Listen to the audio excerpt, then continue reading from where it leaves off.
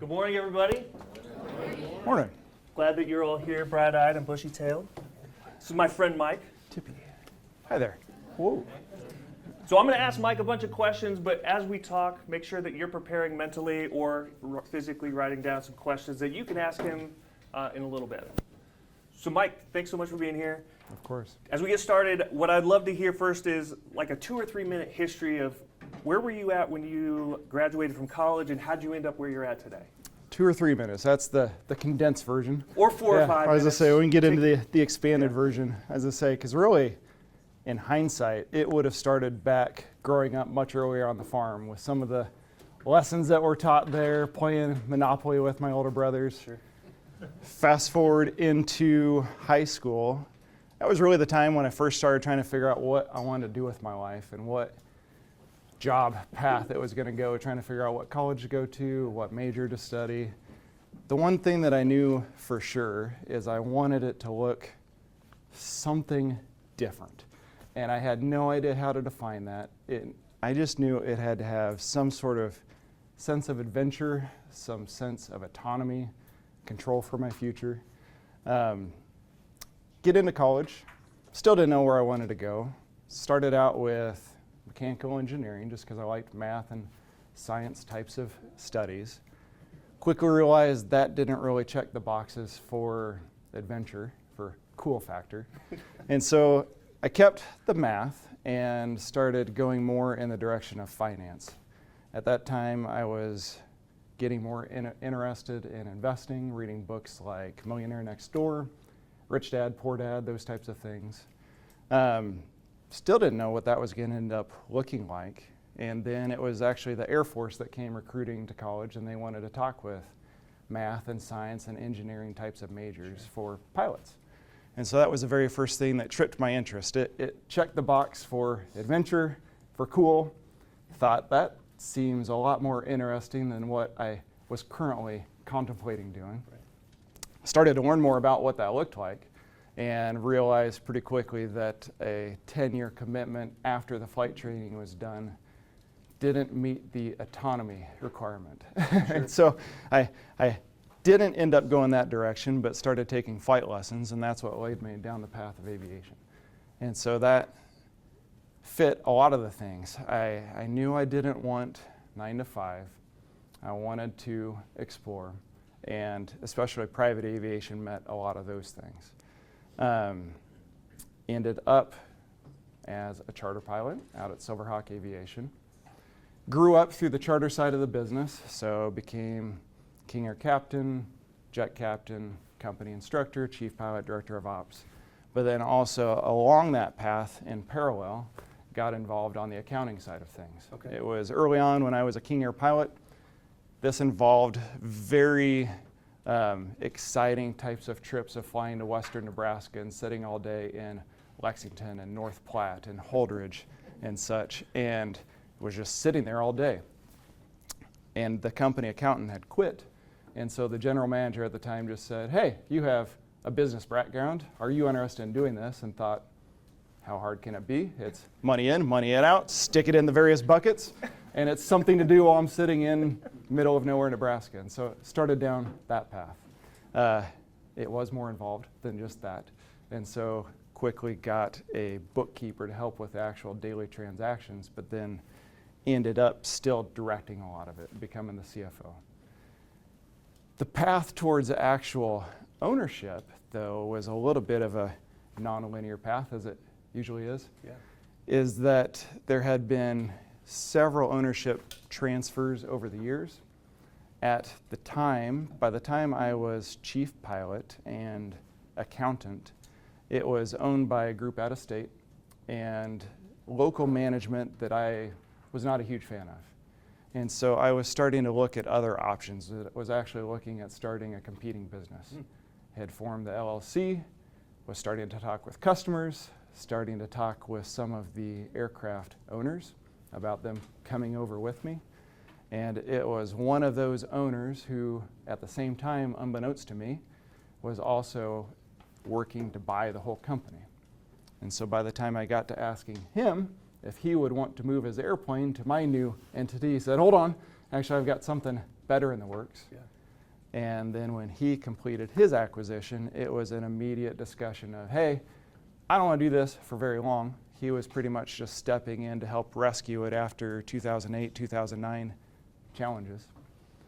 And so it was an obvious yes to me that I was interested in doing that. Yeah.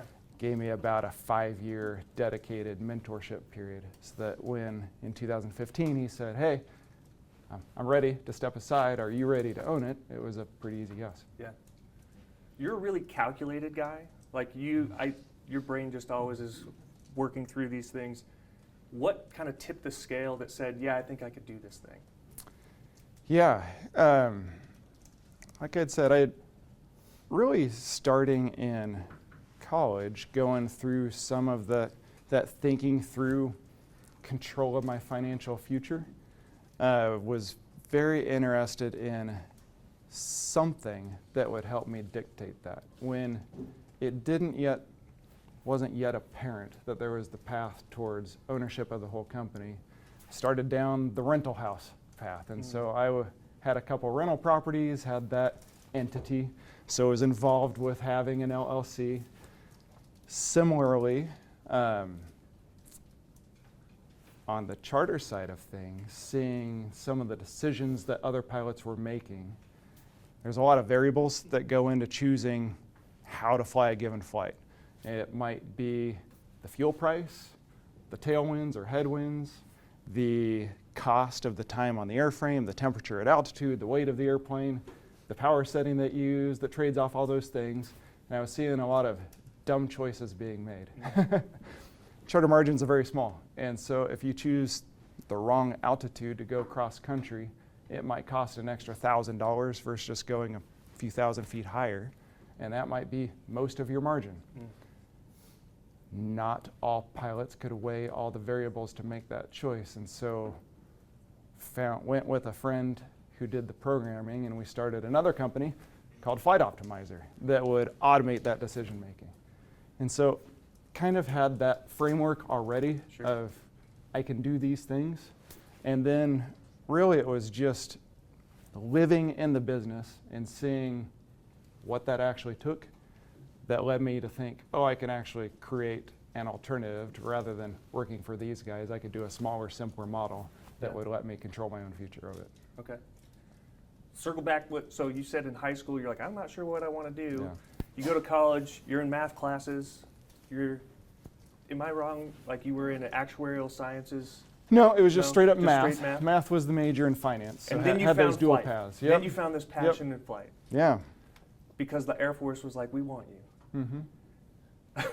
That's pretty wild. I was like, that sounds fun. Yeah, that seems like better option than sitting in an office every day. Sounds like a lot more fun than sitting in an office every day. And it was, and then it has circled back to mostly more in the office every day, which actually now fits more my preferences. So kind of the circle of life there. When you bought the business initially, what are you glad you didn't know? Yeah. I think probably this is a truth for life in general, is it's best not to know all the challenges that are going to be in front of you.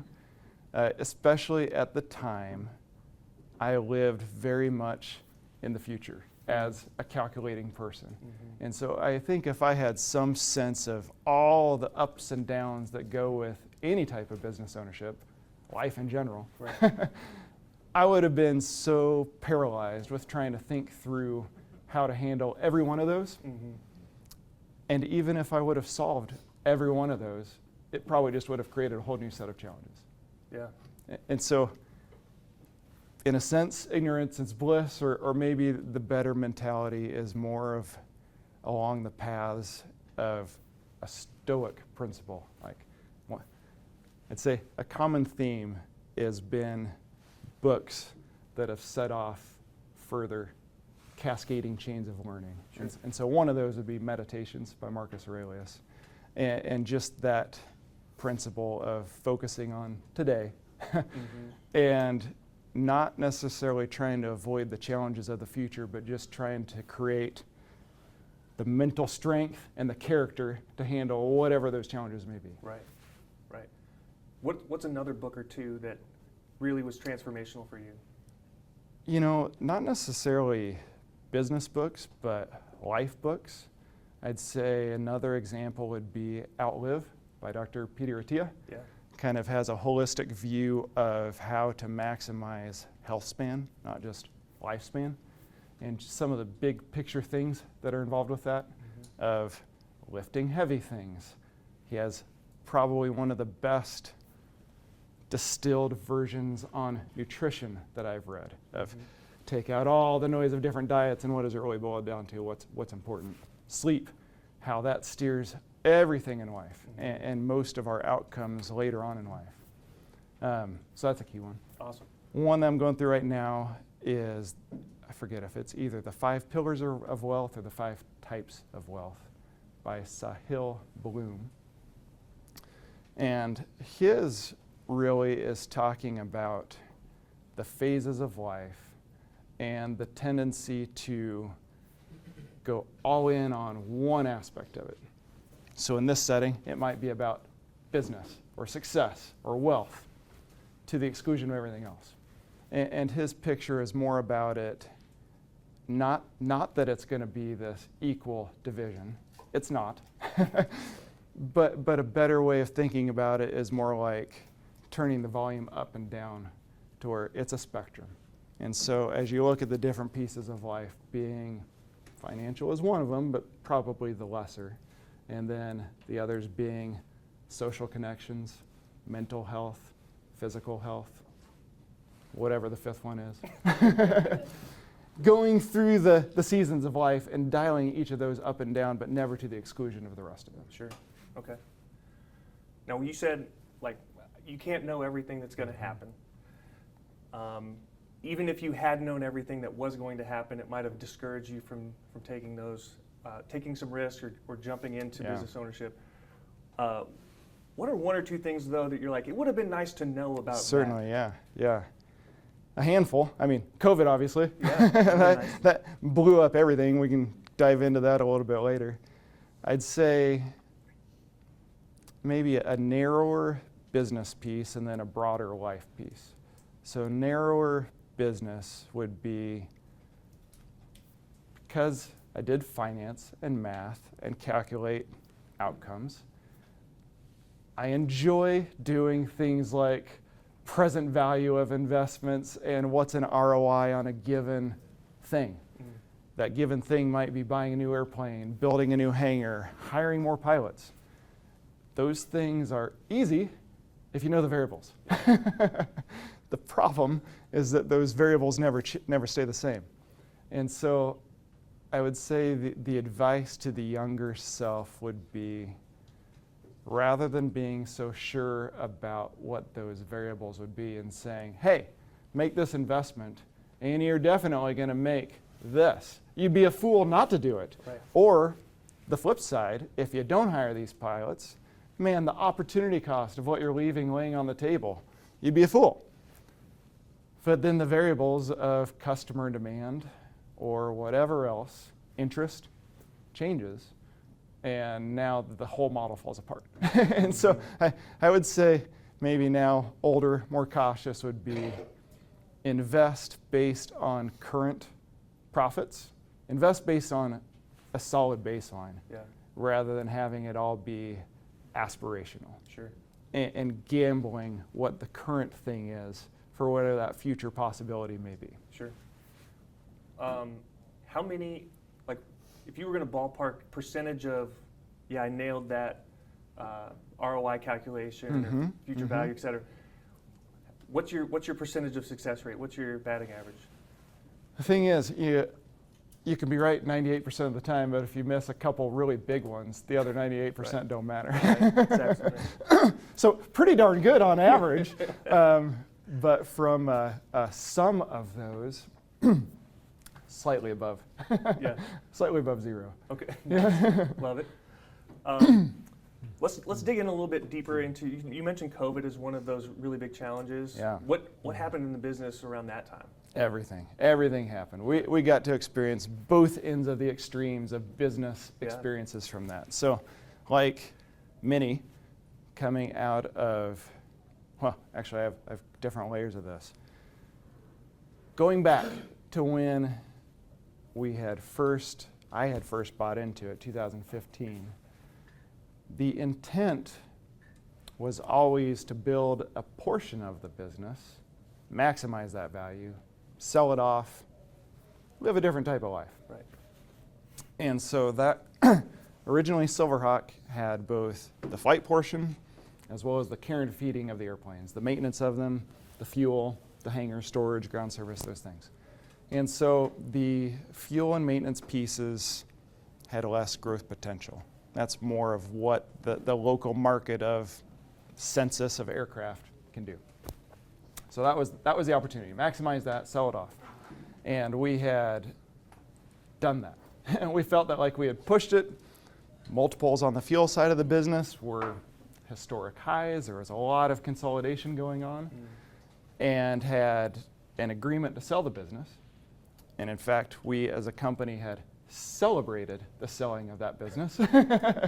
We'd taken a trip down to Grand Cayman. It was kind of our annual planning, but mostly it was just a big celebration. And that was in February of 2020. We had all the agreements outstanding. The red lines were done. The company that was doing the acquisition just needed their private equity big brothers to give it the final stamp of approval. Early March, they were out on their own annual retreat. They're in the hospitality business, so they owned a lot of hotels. And they had noticed all of their hotel bookings falling off a cliff. And they were supposed to have signed it before they left. They didn't quite get it done. By the time they got back, they said, hold on, we're not doing this. Or we're pausing for 30 days, which was pretty obvious even then. 30 days was, this just isn't happening. So went from the high of highs of had sold that, had achieved the financial independence that I wanted, to that fell through. And now also, I don't know if the rest of the business is going to survive, where all flights stopped for several months. So there was that side of things. Very quickly, though, as some portions of the world wanted to start going about their lives again, private aviation became the preferred way to do that if people could, for lots of reasons. All the reasons. For a lot of people who just had always wanted to do it, it was the perfect excuse for them to justify it to a spouse or a business of, well, I have to do it for safety.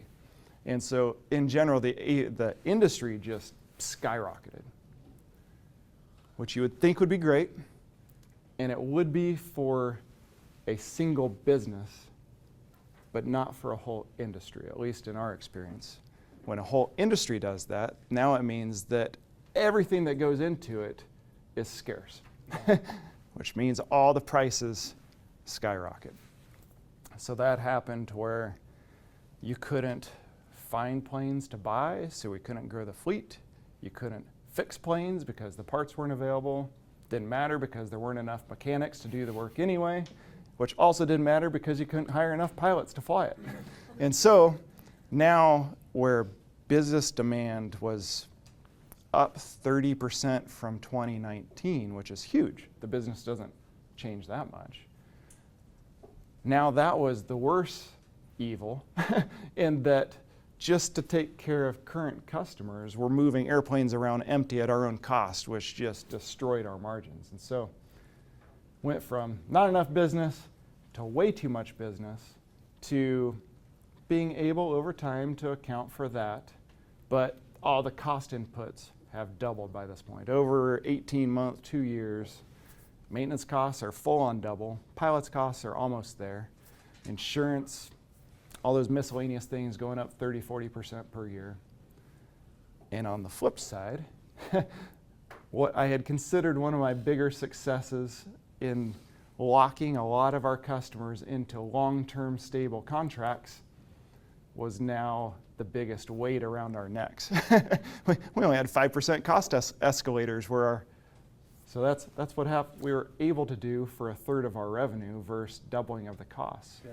And that's been a several year thing to get unraveled. And we're just now getting out to the other end of that now, 5 years later. Wow.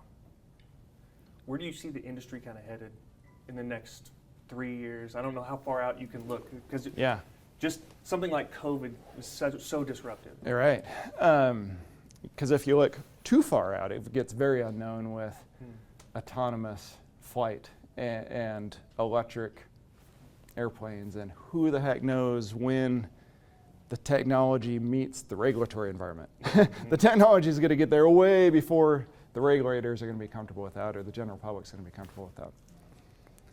The shorter term, for good or bad, the rich are going to keep getting richer, and the rich love to fly privately. And so the industry in general is going to keep growing. Yeah. And it takes quite a while for new technology to cycle through the overall fleet, to where there's going to be a fair amount of stability for quite a bit of time. Yeah. 2 or 3 biggest learning Yep. from owning a business, running a business. Life, yeah, all those things. Life, There's a lot all of of those overlap, things, yeah. overlap for that. Impress upon these young minds, these impressionable minds. Yeah, that's a lot of pressure because there's been a lot of life, a lot of lessons. So there's a handful of specific moments that weren't these giant revelations in and of themselves, but kind of started that path that led to lots of those learnings. So a few of them, one of them, when I met you. Oh. Not because of Aaron himself, although that's been very impactful on its own. But I met Aaron when I started going to a gym in town. I had dabbled with health over the years sporadically, had not been doing much with it as I first bought into the business. And especially early on, where I was wearing all the hats, the stress levels were extremely high. Mm-hmm. And so I felt like my daily stress baseline was at about an 8 or a 9, which doesn't leave a lot of buffer for all the fires that show up during the day. You show up in the office, here's this little thing that went wrong, I'm pegged. Yeah. When I finally made exercise a habit and health a priority, it was at a time where I was doing that first thing in the morning before I went into the office, and starting the day doing something hard, and thinking that I had maximized at least my efforts towards myself for the day, and just having that whole being a little bit of exhaustion, reset that baseline to maybe a 3 or 4. Yeah. And so suddenly my capacity to deal with the surprises of the day was tenfold. Which changed not just what I did at work, but how the person I was when I went home, entire outlook on life. And so that then, of course, that state of focus led to things like Outlive, led to focus on nutrition, on sleep, and just seeing the cascading and compounding effects of all of those things across life. Yeah. So that's one. Yeah. I'd say another one is I still remember when back in our old building, we shared it with a flight school. It's actually where I got my start in flying. I was a flight instructor there before I went over to charter. But a passing conversation in the hallway with the owner of the flight school. And he mentioned that morning he did weekly men's group Bible studies, coffees, with other business owners. And one of the business owners had told him about this concept called EOS. Aaron's very familiar with it. Talk with him more about it later on.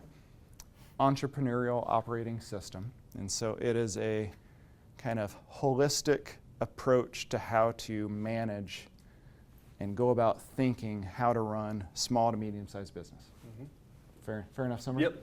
Okay. And so that conversation got me started looking into that we very quickly adopted for our company. And I'd say that was the path that set the framework for the entirety of how we still run the business today. Yeah. And I would say it was that structure that helped us take it from 2015 to that first iteration of the sale. We did end up being able to do that a year later, by the way. After enough of the world had calmed down, we finally executed on that. And so I'll say that it happened in 5 years because it was under the same price and terms for about 10x what we had originally purchased half of the business for. And I would attribute that towards EOS. Awesome. And it's what gives us the sanity of how to run it right now. When originally we sat down during, I forget if it wasn't vision building. Again, the terminology of the exact path through EOS, where we mapped out what the preferred company structure is, what are the boxes, whose names are currently in these boxes, and what do we need to fix? Right. And out of the 8 or 9 boxes, I was in 7 of them. And so my path was actually to get out of all of them, which I've done. Yeah. So it was through this model. That path actually led me to meet someone. It was at an early EOS conference here in Lincoln out at Fire Spring, where they were just helping bring together businesses interested in following that and talk about it, where I met someone. Derek Eels runs 10 Dot Travel here in town. Got to know him. We ended up starting a little side business again that was to try to sell our empty legs. That's its own conversation about side businesses and Sure. the dangers with those. Yeah. But anyway, he was the person during the course of that then who told me about what would be my third example, where he had shared what EOS did for his business life. This other business group called EO, Entrepreneurs Organization, did for his personal life.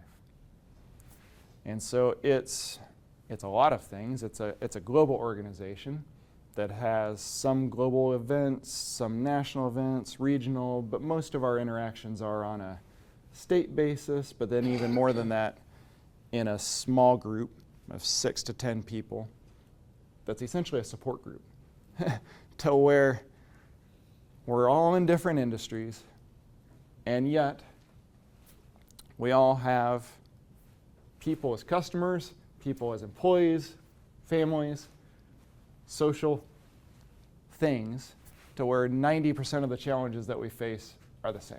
Mm-hmm.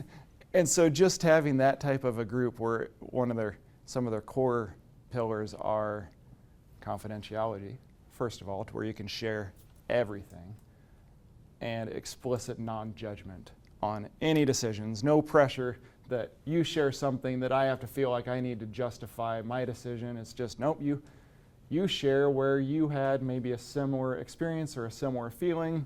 It's totally on me to take that or do with it as I will. But that group has been pretty critical, I'd say, for mental health. Yeah. Both perspectives. There's certainly some specific tactical lessons that I've gathered from the group, but I think more broadly, it's been helpful to see these people that have become very close friends that you get when you have full sharing, non-judgment, tends to nurture good relationships.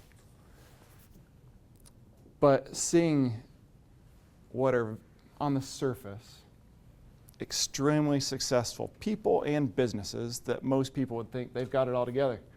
Life is easy. Mm-hmm. But then hearing what they face on a daily basis, both at home and at work, and saying, no, it's a challenge for all of us. Right. Every company, no matter where you go, seeing the sausage get made is going to be some ugliness. Right. Yeah, it's the duck with the feet paddling underneath the water is very true, universally. Also helpful, I feel, to avoid some survivor bias, to where you tend to go to these things. My experience, EO's been similar, where it's a lot of rah-rah. Here are the people that have done it, mm-hmm. that took the huge risks and came out the other side, and you think, well, I should take those huge risks too. And you don't hear from the people that it didn't work out so well for. And so being able to talk with folks who have seen both sides of that helps introduce some caution and perspective. Great. So I heard 3 things. Yep. Take care of yourself, your body, Mm-hmm. physically, mentally, emotionally, spiritually. Right. I heard a system for running kind of your work life, and then your network. You probably heard your network is your net worth. Exactly. This idea that surrounding yourself with like-minded people gives you perspective, keeps you grounded. Huge. And then, of course, all of the obvious benefits of the network, of what that has meant for, sure, the business introductions and the partnerships, and just as we become friends, mutual investments and things. I just went to one of my forum mates' 50th birthday parties a couple weeks ago. And it was really interesting. I started this 7 years ago, and in that room, it was a huge blowout thing, we're probably 80 to 90% of my adult friends that I had met as a result of that. And so you hear about how difficult it can be to make friendships as adults. Yeah. Most of mine have come as an adult. Yeah. And so but it's by being parts of those types of things. Yeah, for sure. Awesome. All right, I've asked a lot of questions. You've heard a lot of great stuff. Who has a question for Mike? Yes, sir. I actually have a kind of a two-parter, but Yeah. my first one is, you mentioned a lot of, like you said, networking and systems. So how important is help, is asking for help for you, whether that is through books or Yeah. just reaching out to somebody? And what are some of the key skills that got you to where you are right now? Sure. Good question. Sure. Those are good questions. So asking for help is huge, and I think that's one of the hardest things in life to do. And it's interesting reading various studies that talk about this, that one of the best ways to make a friend is to ask them for help. The person who actually comes out of it feeling the most attachment to the other person is the one who lent the help. And so I'm often very hesitant to ask, but then knowing those types of things of like, no, actually, they're the one who's going to feel more positive as a result of this, helps. Okay, then skills. So networking as a term just would have instantly turned me off in your shoes when I was at that point, still does. Trying to go into a room with the specific intention of, oh, I'm going to meet these people, I'm going to come away with these business cards. I hate that. I despise that. And that, at least for me, is not how I have built my network. It has been through different intentional efforts. It's been from going into uncomfortable situations, but without I think the tendency of traditional networking is I'm doing this to help me, which other people can sense and turns them off. And so when I've been successful networking is when I've had zero intention of helping me. I specifically chose EO as a group. There's similar other groups. YPO is the bigger, better known one. YPO has a lot more of who our customers typically look like. And I didn't want any part of that because I didn't want to feel pressure to need to network by being in there. I wanted a space where I could actually share my issues without caring about what other people thought. And that EO fit that for me better. And so I went into that, yes, selfishly seeking takeaways, but not intentionally trying to form something that would become a business help down the road. It became that as a byproduct. Thank you. Yep. Other questions? He answered all your questions already? That's impressive. In the back, Yeah. sir, yes. So you mentioned that you're just untangling yourself or getting to the end of untangling yourself from those long Yeah. contracts. Does that change how you look at long-term contracts now? Are you shy about going into those, or are you looking for them again? What's your relationship? Great question. Yeah, definitely a different mentality on them. And not shying away from them in general, but with a very different view on how to structure them, having way more flexibility. One of our old pilots was a general, and he always talked about that flexibility was the key to air power, but flexibility is really just the key to business, to life. And so preserving flexibility in those long-term arrangements is critical. Attorneys probably love that. Flexibility in contracts. Yes, right. That's a joke for those Yep. that didn't catch it. Other questions? Yes, sir. They see you as ultimate college, right? And you're trying to build your networking. Like you're trying to go into, for example, software engineering, right? And you're trying to connect with people that have been in the industry for like 5+ years. How would you approach that? And also like trying to train your mind to say if they don't reach out, it's fine. Keep on trying to. Certainly, yeah. I think one of the answers, and ask follow-up if this doesn't quite get to the heart of what you're getting for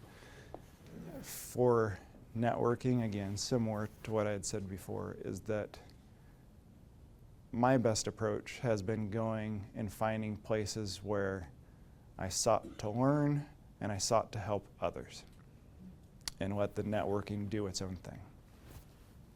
If I'm there to help, then I'm going to form the best partnerships.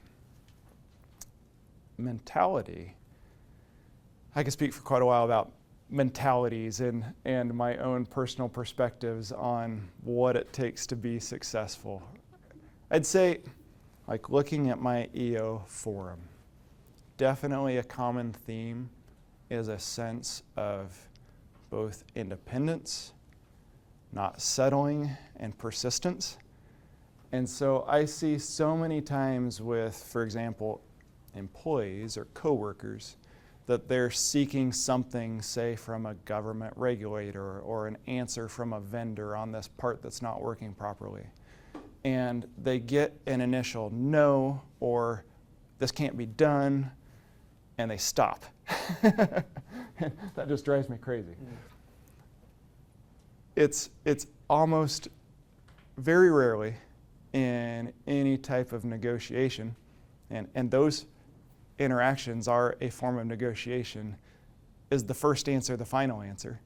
It's just the first set of information you have about what the other person is wanting. And another life lesson, I debated going this direction, but I'm going to, that we talk about internally a lot is people are dumb. Broadly speaking, of course, but also we're all dumb for things that aren't in our narrow focus of day-to-day life. And so I may call a vendor with a question, and just because I know that that company has the right answer, for sure doesn't mean that the first person who picks up the phone has that right answer. And so having your own gauge of, does this pass my smell test, or no, I need to keep pushing, I need to go talk with someone else, I need to go solve this on my own. I think those are the characteristics that really determine success or not. It's the persistence for not settling for that first thing, whatever that may be. That ties back to my earlier comment on Monopoly with my brothers. Yeah. I want to follow up on his question. Yeah. So I love this idea of let's help first. Let's go into these opportunities and try to, how can I help? If I'm a college student trying to connect with CEO at Silverhawk or something like that, what can I offer as help? Like it's hard, I think it's hard probably as a college student to be like, oh, I can go and help that person with something. I'm like, I want to learn from that person. Of course. There's always the internship routes and those types of things. Probably my best answer, that's not a great answer because it doesn't give the quick and easy response, is to start by being a really excellent employee and learning everything there is to do with it. If someone demonstrates competence, it is unfortunately a rare trait. And so That's the bar to start. Start there. And then a desire to take on more than that low bar, boy, that's going to be very quickly rewarded with more and more responsibilities. Yeah. And that's the best way to learn. And then whether you intend to use that knowledge at that given location or take it and apply it on your own venture, go learn everything you can by doing it very, very well. Yeah, awesome. All right, this side of the room hasn't asked it. Yes, ma'am, thank you.